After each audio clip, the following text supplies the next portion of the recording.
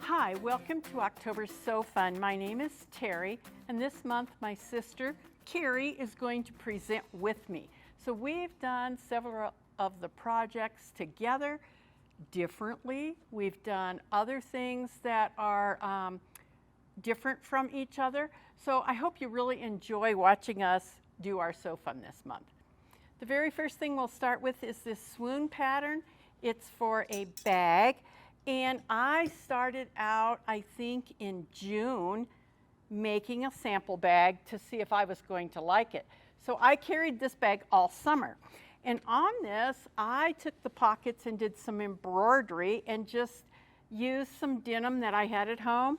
I put on the pattern, it's got this little piece here. I put it, but I didn't want short handles.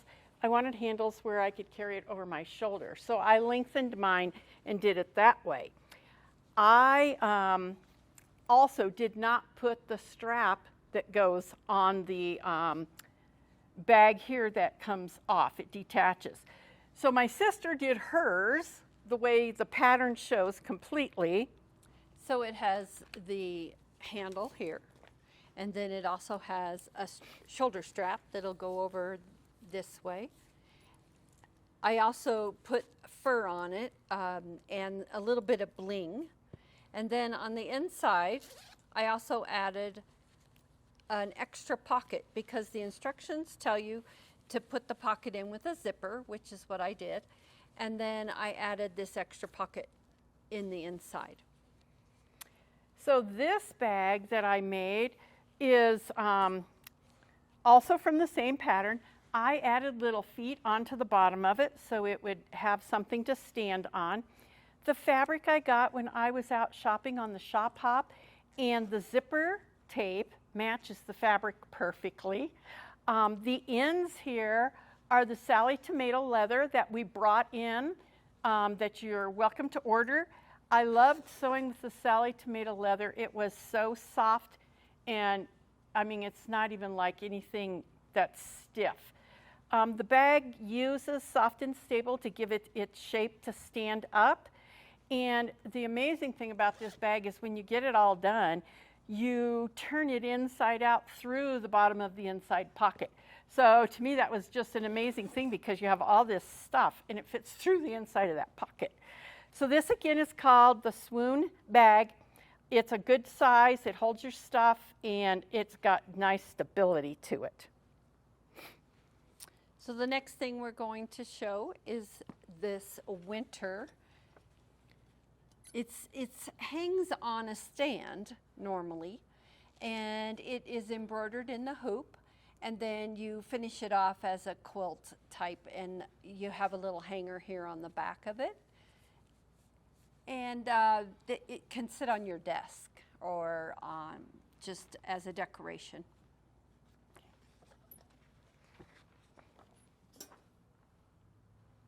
The next thing I'm going to talk about is the Bitsy bag and the Bodo bags.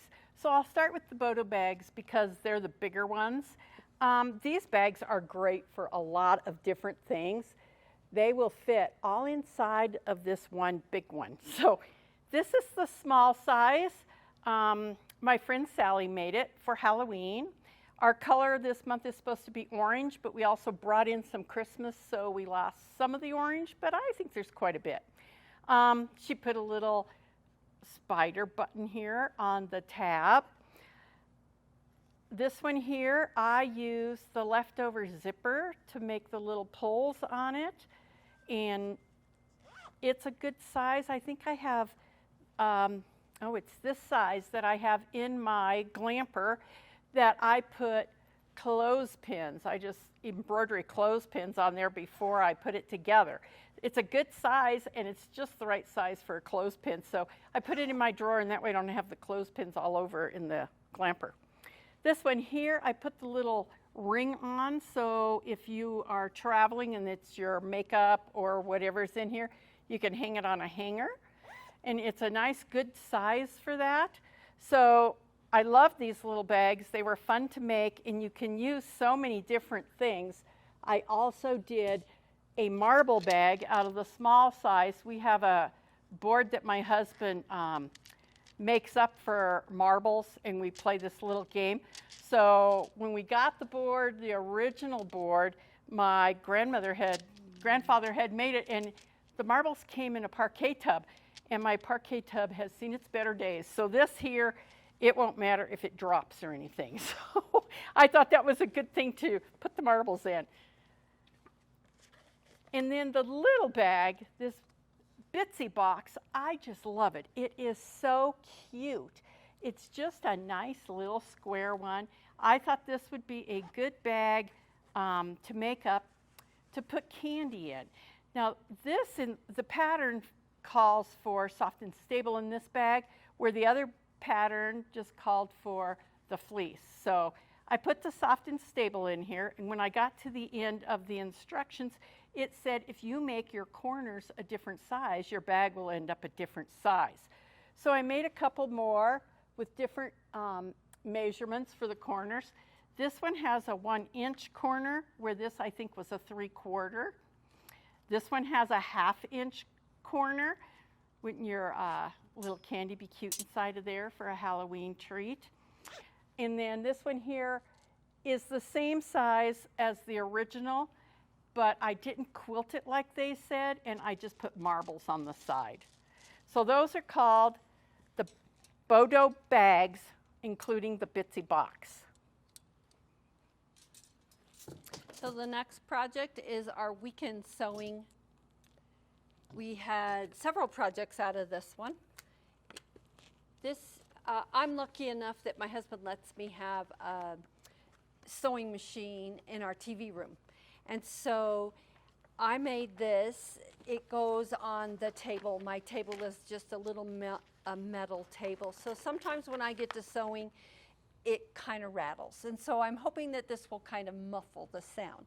But there's little pockets here, and then this is for your thread or whatnot that you want to put in it. And then to match it, the other project that I made out of here is a sewing machine cover. And so the instructions gives you the measurements that you can make it off of, and then it also tells you how to alter the pattern so that it will fit your actual sewing machine. And again, there's little pockets, a pocket here that will hold different things inside of it so that you can have it out of the way. And I'm hoping that that will make it so that I'm not as cluttered in the TV room. Another one of the projects is an ironing board caddy. And again, there's pockets on it. And then this is a pin cushion that you put on there. So it'll lay on your your ironing board like this. And these little flowers are made from my cutting machine. So I wanted to add a little bit of pizzazz to that. I just didn't like the plain pocket. And then there is a couple of other projects in here that would be really fun to make. One of them that I liked was this flower pin cushion pocket, or pocket pin cushion. And then there were some bowls in here, and I know that those have gone around. You know, people have made a lot of those. The microwave bowls, so there's a pattern in here for those. I can't find it. That's okay. So anyway, there's multiple projects that you can make out of this. Okay, you're next still. Okay. The next one is this Bozo Mitt. And the cool thing about this is that you buy the interfacing. It's called a Bozo interfacing, and it's pre-cut. And so you make it, first you quilt the inside. I put Bronco flannel in here just to add a little bit of comfort to your hand going in. It has a long wrist on it. And then also when you hang it, it kind of hangs open so that your hand will go straight down inside of it. This Bozo interfacing withstands 450 degrees.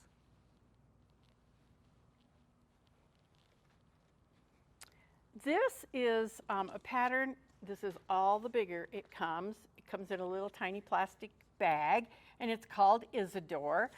And it is for your electronics. So it gives you measurements inside. It gives you a little table inside. So you measure your computer this way, then you measure it this way, and then you measure it at how thick it was. And it just helps you figure out how to make this. It's got soft and stable in it. I had to make mine like an inch taller so I could put the little snap on there, and my computer will fit down inside of here very nicely. It tells you to trim your edges along of the bosal, trim it off along the edges of your seams so it's not so bulky, and it has you kind of take them out of the bottom corner seams as well. This I made this one for my iPad, so when I go glamping, I usually just lay my iPad in on the bed and hope we don't have bad roads where he's swaying or anything. Now I can put it in this little pocket and not worry about it. So this again is called the Isidor by Sally Tomato. And this here is not the Sally Tomato leather. It is something I had at home, but I really think it would be really nice and supple out of the Sally Tomato leather. Go. For your coat. So the next thing that we have is the Daniella. It is a sweater hoodie is what I made. So I chose the fabric being a sweater fabric, and I decided to put a little bit of bling fabric with it.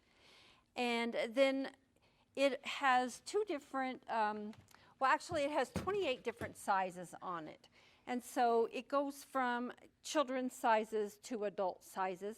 And I made this for my 10-year-old granddaughter. It also has two different lengths. There's a shorter length and then a thigh length. And with the thigh length, you have a longer ribbing on it.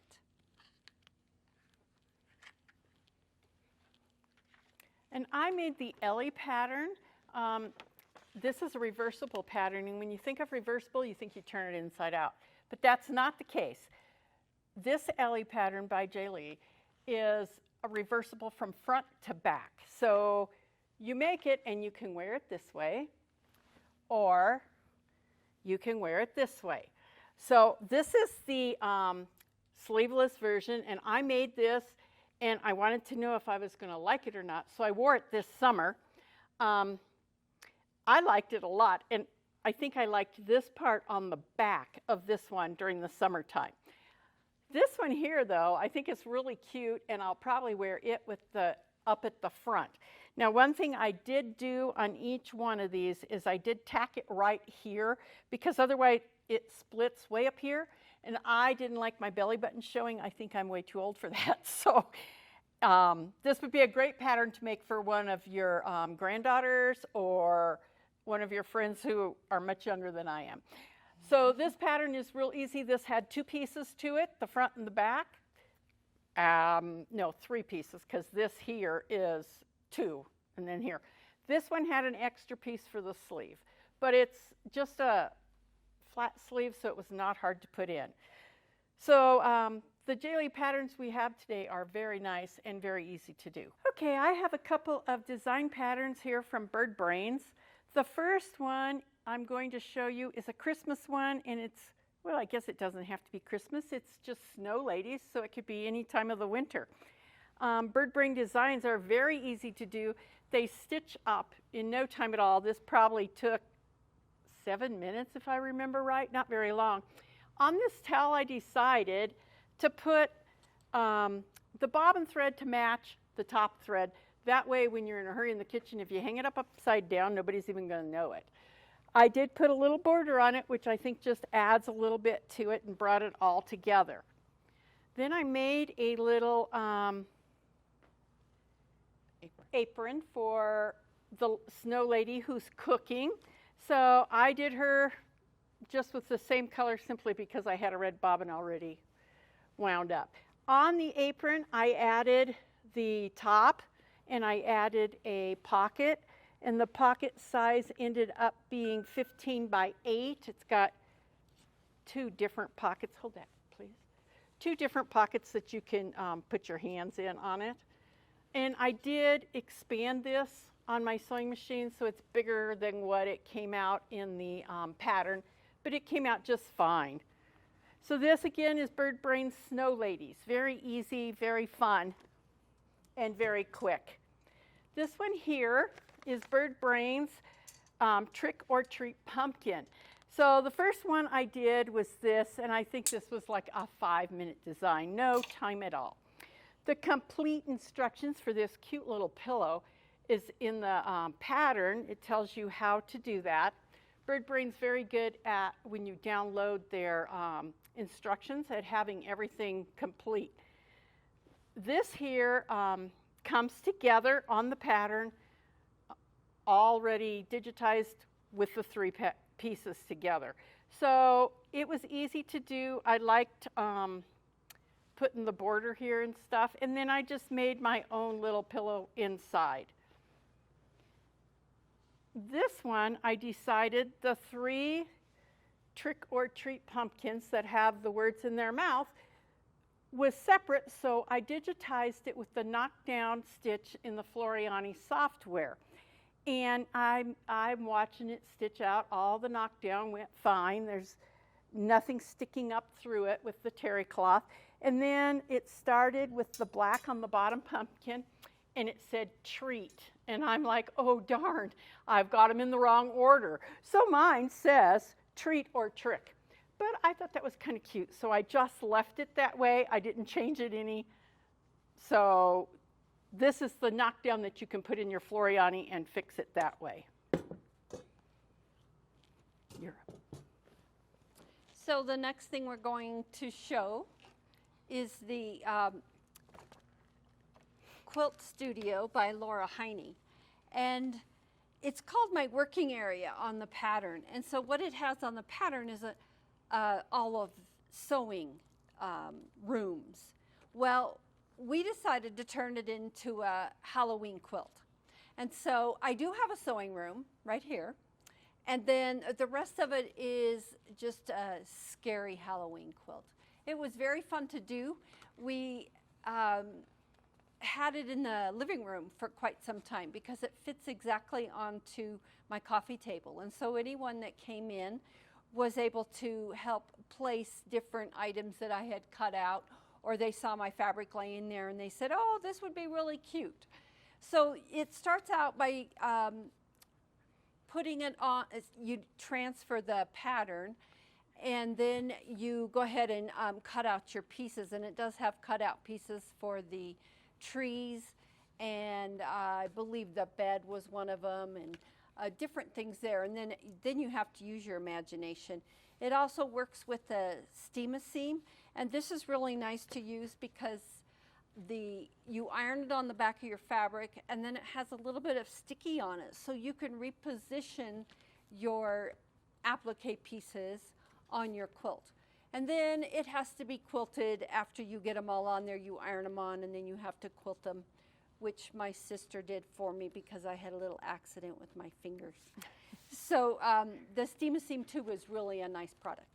Shout hooray. Okay, Shout Hooray is a Kimberbell product. And this one was quite extensive but very fun, and I think it turned out beautiful, as most of the Kimberbell products do. There are 2 kits that you can purchase to go with it, and it has the embellishment kit, and then this is the fabric, and so all of your fabric is included. The instructions are on a CD, and it's very easy to follow. There's mini greetings that you can put on here. So right now it says happy birthday. You can say anniversary. There's an everything, celebrate. You can just do all of these little doodads that they have, and they're very fun to mix and match. So yes, they go on there with the Velcro. And then it has all of these little letters that you can put on, and there's also numbers, and so they are the whole alphabet. Okay, the next thing I'm going to talk about is this book called 3 Times the Charm. It was really fun to work with. My friend Sally did some of it and I did some. So the first one I'll show you is this one here. And I used Web of Roses, which we have available for you, but I don't have one to show you, a charm pack. I did the Web of Roses on here and Sally did the Web of Roses here. So my granddaughter loves Halloween. She's been planning it since August, I think, maybe July. And so I decided to make this for her. In the center of each one of these, there's a skull that I got off of OESD. It was a dollar pattern, and it's just a continuous skull. So I used it to quilt that down, and then I stitched in the ditch on the others. I do want to show you what the block is. When you look at this, all I see is this, and that's not the block. This is the block that you used to make everything, to put the quilt together. So to me, that's pretty cool because it looks like you had to do these little corners on the square and then do the 4-patch, but it wasn't. It was just this bow tie that you did.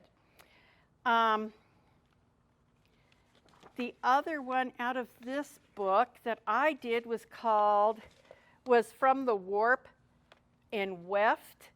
And Mallory gave this to me, and I wasn't sure what I was going to do with it.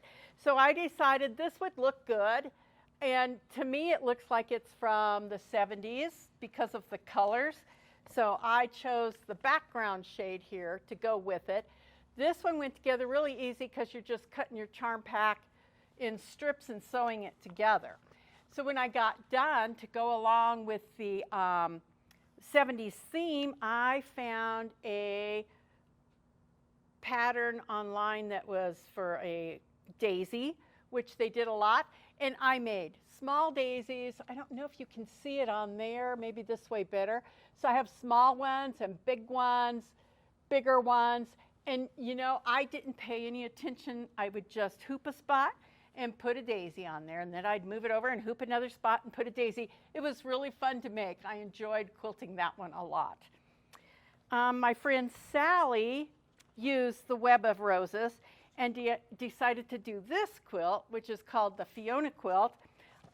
It had you cut your stuff, your charm pack into squares.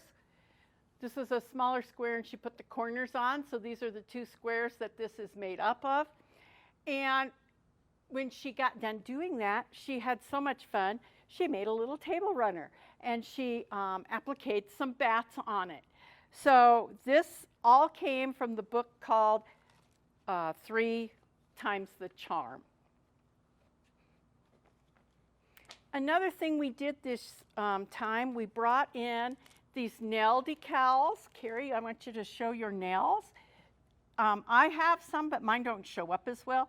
So these were really fun. We went yesterday and had a manicure, and they pulled them off and put them on for us and top coat over the top of them. It's just a fun little thing to have all of your different, and there's 2 different sheets in there. And they're sewing notions. They're all sewing notions, right. I wanted to talk about this little book called Pre-Cut Fabric. We brought this in this time, and I looked through it. It has a lot of good information. So if you're brand new to quilting, you would want to put this in your resource center. And if you're not brand new, you still might like it just because it gives you some good information about pre-cuts. So why are pre-cuts good? Number 1, they save time in cutting. Number 2, they are perfectly matched. So whenever you buy a package of pre-cuts, they have put the colors together and tones together so it matches perfectly. And this is like, it shows all the collections and how they put them together. It's so nice. It also said in here, I thought this was interesting. So many people say, oh, don't quilt without washing your fabrics. Well, when you get a pre-cut, how do you do that? Well, it says not to pre-wash them because it will remove the stabilizer they have in there to help it when you're sewing it out. So do not wash your pre-cuts first. Wash it after you're done and you have it all put together. It tells in here the sizes of a quilt you'd need for which size of mattress, for which size of bed. It has the yardage, for instance. An eighth of a yard is 4.5 inches of 44-inch material. So it just gives so many different information that this is a great thing to have. And if you're on a shop hop or a quilt trip or something, this would be good to keep in your purse. Another little book that we have brought in is called Crafting for Murder.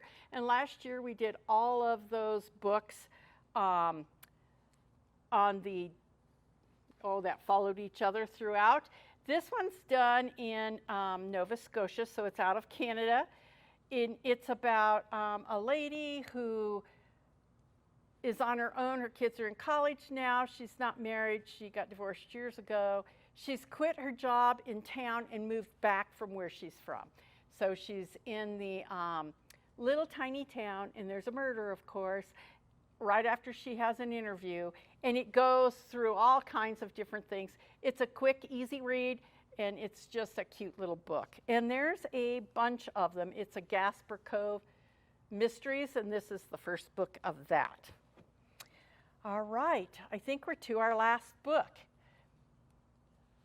And it's called 'Tis the Season for Quilting.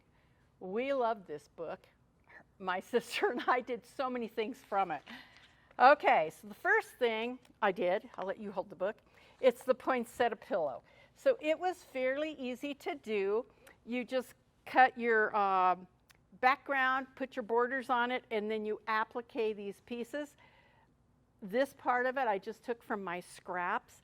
They show buttons in the center, but I didn't have any yellow buttons at home. Yellow's not my favorite color, but I did have yellow beads, so mine has beads in the center.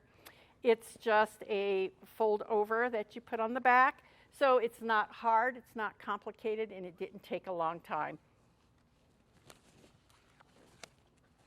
The next one, oh, I did it too. Mm-hmm. It's called Celebrate Christmas, and it's right here.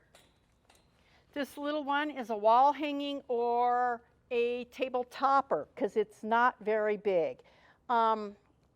We use Starry, is it Starry Christmas?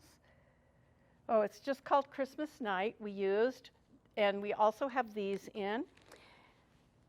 It was, all the fabrics went together so nicely, and I had this right at home, so I used it for the bow. I was worried about putting the bow together, but both bows turned out really nice. And I stitched in the ditch on it, and then I used a design that was, that I had, I think I had this in something, my machine, I think, and I just put that on there. So this is quick and easy, a cute little table topper or wall hanging for Christmas. Hopefully that's yours. Yes. Yes. So these are little pillows, and they are a 12 by 12 size. And it's very interesting to make this. It was made out of the charm pack. And so with one charm pack, and then the fabric that I added to it, so the green and the red, I was able to make 2 pillows. And in this picture, it shows the white. And this is one of the squares, and it's, you take 2 squares here and fold them in half, and you place them down, and you stitch around it. And then you're going to sew a seam right here, and when you open it back up, then you flatten that out, and that's what gives you the little 3D dimension. Yes, and so it looks, I put buttons on this one, and then on this one, I put a couple of little bells. And then I have always wanted some placemats to go with a table runner that I had made. So I found some coordinating fabric, and I made these placemats out of the book. And so the hardest part of this probably was making the round edge, and that really wasn't hard because the way you do it is you take your backing, and you place it face down, and then you sew around the outside, and then you turn it. And so there's applique on here, and I was able to use some of my decorative stitching off of my sewing machine. And the last project out of this book is this little table runner my friend made for me, Sally again. She loves to do paper piecing. I think there's a pattern right there. She paper pieced the different pieces in here. It tells you what to do. So she used all of her scraps out of her tubs at home, and you have a little block here, a little block there, and it went together quick and easy for her. I like the way she quilted it with the diagonal stripes on it. So I think that's all we have this month. Thank you for watching our So Fun presentation, and I